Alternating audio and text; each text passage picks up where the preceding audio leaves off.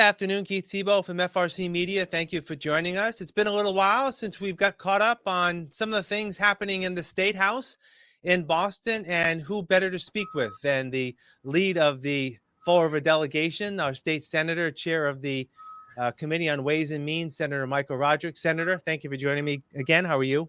Oh, it's good to see you, Keith. Yeah, I'm doing well. It's busy up here at the state. Well, it is a very busy time of year. We enjoy spring, of course, with the change of weather, but it also means that there's a lot of deadlines that the legislature needs to hit.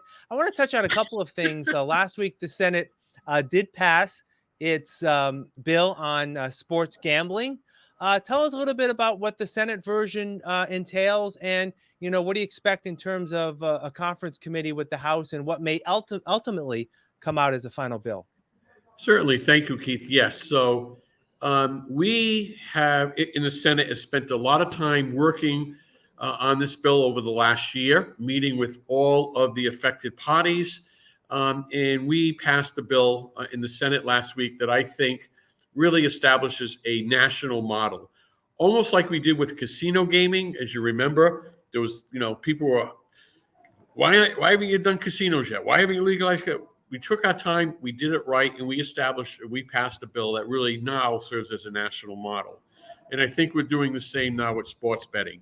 We had three goals entering this sports betting debate. One, maximize revenue for the taxpayers and citizens of the Commonwealth of Massachusetts. This isn't about doing what's best for the online sports gaming operators, the FanDuels and the DraftKings. It's not about them. It's about us, the citizens of the Commonwealth, the taxpayers of the Commonwealth, maximizing revenue. Second, economic development, creating jobs in this industry, and ensuring that we require significant investments like we do with casinos in order to get into the business. And third, have the strongest consumer protection measures of any bill in the country. And we accomplished all three of those goals. We accomplished the maximizing revenue component by ensuring that our tax rate, although it's not the highest, it's on the high end. Second, the buy-in is on the high end. Maximizing economic development and jobs, requiring a competitive bid process in order to access these licenses, limiting the number of licenses to make them more valuable, and consumer protection, doing things like disallowing the use of credit cards, disallowing advertising on television during from kickoff to from the opening whistle to the closing whistle of a particular sports game, disallowing pop-up online advertising, requiring that online sports gaming operators have a problem gaming and gambling plan on the books. So it's a tremendous bill. As you mentioned, it's now in what we call a conference committee. The House passed their version of the bill about a year ago. We passed ours last week. This now goes into a small committee, 3 members of the House, 3 members of the Senate. They have not even been named yet. I would assume I'll be one of the nominees since the bill came through my committee. And we will try to rectify the difference between the House's version and the Senate's version. We always go into these conference committees with the goal of getting something done. We never come out of these conference committees getting everything we want. But I'm confident that we go into the conference committee in a good place. Is there is it anticipated that some resolution will happen before the end of the session? Yeah, that's our goal. Absolutely. It's our goal to get this done before the end of the session, which is August 1st, is the end of formal session, even though we will continue having legislative sessions twice a week. In the Senate, we meet on Mondays and Thursdays. After August 1st, when it's an election year, when elections come and go, and we are in what's known as a lame duck session, after August 1st, everything we do has to receive unanimous consent. So it's normal routine matters. Nothing controversial like this. This bill is certainly controversial. Yeah. All right, I want to shift gears. The House of Representatives recently passed its state budget for fiscal year 2023. I know in your role as chair of Ways and Means, you're going to be driving the bus, if you will, on the budget discussions for the Senate. And I believe that's going to be starting in a couple of weeks. What can we expect in terms of a Senate version of a budget for 2023? Well, it actually started it literally 2 hours ago. We hit send, and our Senate Ways and Means budget has gone to print, which means we are done making any amendments or changes or recommendations that we're going to present to our colleagues in the Senate for their consideration. Then over the next few weeks, every single Senate member will have the ability to file an amendment to put their own fingerprints on the budget, to recommend changes. Traditionally, that means spending more money in certain accounts or certain areas. But I think the highlights of the Senate budget is going to be local aid, both Chapter 70 on the K through 12 school side, and something called UGA, Unrestricted General Government Aid, UGGA, which is monies that go back to our communities without strings attached for the general government use. I think you're going to see significant increases in that over what the governor and House proposed. Another big area for us is early education and care, child care, whether it's rate reserves to provide our child care educators with a higher salary in order to attract people into that industry, or whether it is to provide scholarship opportunities to help people get their education, whether it's at Bristol Community College or UMass Dartmouth or Bridgewater State, in order to provide, again, to work in childcare industry. So childcare is going to be a big thing for us. Nursing homes. Our nursing home industry is struggling and has been struggling throughout COVID. We're going to have more and additional supports for our nursing homes. So really, from our youngest members of our community, our society, early education, 3 to 5 year olds in school, to those older members of our community that are living in long-term skilled nursing facilities or nursing homes. I think those are going to be some of the highlights, and then everything in between.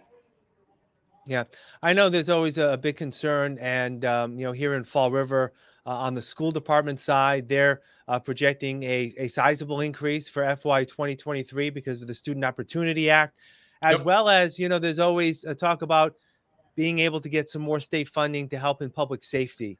Is that going to Right. be part of what we'll probably see? Yes. Yes. So we are going to fully fund the Student Opportunity Act, which will mean a $23 million increase for the city of Fall River school system. Um, it's the largest increase they've ever seen year over date for the schools. Public safety, it's my intention, one of my fingerprints that I've put on the budget since I came into the Senate was something called public safety staffing grants. And it started at $2.5 million per year. This is statewide. Started off at $2.5 million. It'll be up to $5 million in this budget. So I told you a secret. Nobody else knows that yet, but that line item will be $5 million in this year's budget. And Fall River, because of the way we structured it, receives the largest amount of any community in the Commonwealth of Massachusetts. There are 7 communities that receive these grants, communities similar in social economic situations as Fall River. Fall River, Lynn, Lawrence, Holyoke, Springfield. But Fall River receives the largest amount. Let me ask you: the governor had proposed in his budget some tax relief for some segments of the population. The House chose not to entertain that. Is anything in the Senate in the budget proposal from the committee that will help in terms of tax relief for some residents? We are not addressing tax relief in this budget. And just to correct you, I don't mean to correct you, but Sure. the governor did propose a number of tax cuts, None of them in his budget. The governor proposed those as a separate tax bill. We are going to debate tax relief as a separate bill. Things like the uh, the estate tax, which Massachusetts is the lowest exemption amount of any state that has estate taxes. Things like child care and dependent care tax credits. Things like tax deductions for your home rental, your rent expense. All of those things will be discussed separate and distinct from the budget. Yeah. All right. Thank you for clarifying that for me. I thought it No, was no part of the problem. budget deliberations because Well, obviously, it's money. It's money. yeah, I was So, just that's exactly what I was going to so say. It has you to do with put, money, so I it took has the a lead. lot to do with. So it's not. It could easily be conceived that we could have done something in the budget, Right. Yeah, but we yeah. chose not to. Yep. All right.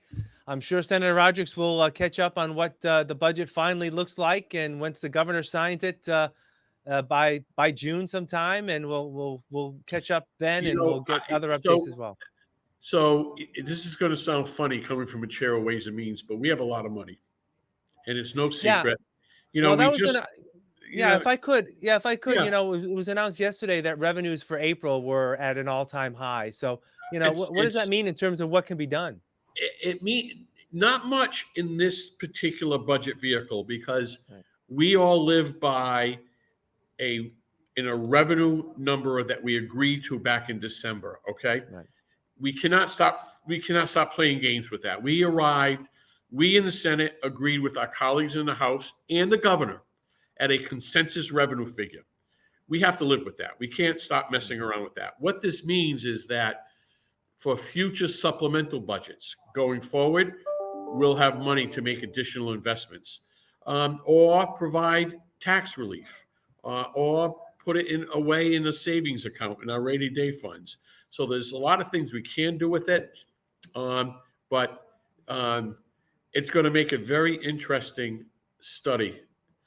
Somebody can use this as a doctoral thesis of studying this economy during the pandemic. And certainly we know there were segments of the economy that really took it on the chin. Hospitality segment, tourism, travel and tourism segment, restaurant segment, as things were closed for a year. But there were some parts of our economy, like our building contracting, home improvement, contractors, appliances, clothing. That people, and the amount of money that the federal government has, $113 billion of federal dollars has flowed into the Commonwealth of Massachusetts in multiple ways. The business community, the employer community, through something called PPP loans that turned into PPP grants, billions of dollars. To the employee community, those that got laid off during the pandemic received supplemental unemployment insurance benefits up to $600 per week, billions of dollars. The Commonwealth of Massachusetts, $5 billion that we had to spend in so-called APA dollars. The city of Fall River, $73 million on the city side, $63 million on the school side. All that money flowed into the Commonwealth of Massachusetts and created an amazing demand for goods and services because there was all this disposable money. Then we had supply side issues, whether it's raw materials or whether it's labor and workforce. Every employer you talk to can't find help, right? Yeah. So we have high demand for goods and services because we have a lot of money in the economy. We have low supply of goods and services because of supply chain issues. That's led to inflation.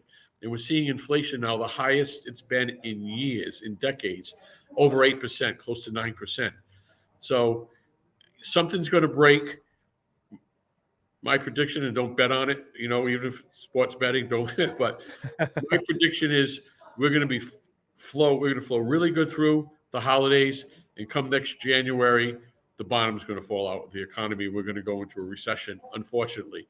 So it is incumbent upon us as budget writers to be responsible with the money, and we will be.